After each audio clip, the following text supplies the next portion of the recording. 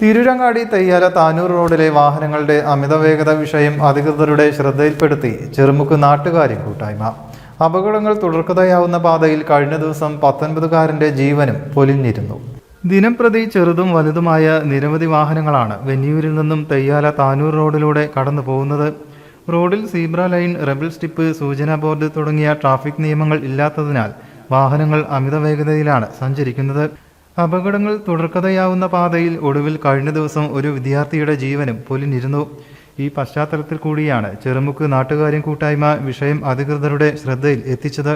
വരും ദിവസങ്ങളിൽ ഉദ്യോഗസ്ഥർ സ്ഥലപരിശോധന നടത്തുമെന്ന് മറുപടിയും നൽകിയിട്ടുണ്ട്.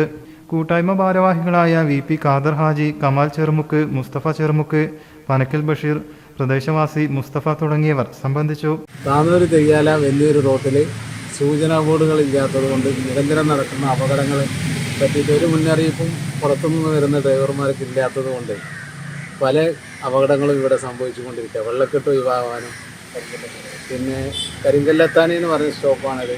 ആ സ്ഥലത്ത് വെച്ചിട്ടാണ് ഈ അപകടം. ഇപ്പോൾ അടുത്തൊരു അപകടം ഉണ്ടായാലും ഒരു കുട്ടി മരിച്ചു. ഒരു കുട്ടി മെഡിക്കൽ കോളേജിലുമാണ് ഉള്ളത് ഇപ്പോൾ. അതുകൊണ്ട് അതിനു വേണ്ടി തക്കതായ നടപടികൾ ഉദ്യോഗസ്ഥന്മാരുടെ ഭാഗത്തു നിന്ന് ഉണ്ടാവും എന്നുള്ള പ്രതീക്ഷയിലിരിക്കും. ഒരു അമ്പുകളും സൂചനാ ബോർഡുകളും നിർമ്മിക്കാനും പുറത്തുനിന്ന് വരുന്ന ഡ്രൈവർമാർക്ക്, ഇതിൽ ഓടിക്കൊണ്ടിരിക്കുന്ന ഡ്രൈവർമാർക്ക് ഇതിനെപ്പറ്റി നന്നായിട്ട് അറിയാനും ഇല്ലാണ്ട് സാധ്യത ഉള്ളത് കൊണ്ട് കുഴപ്പമില്ല.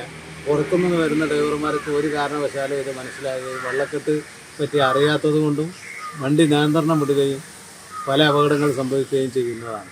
News bureau, Chemmad.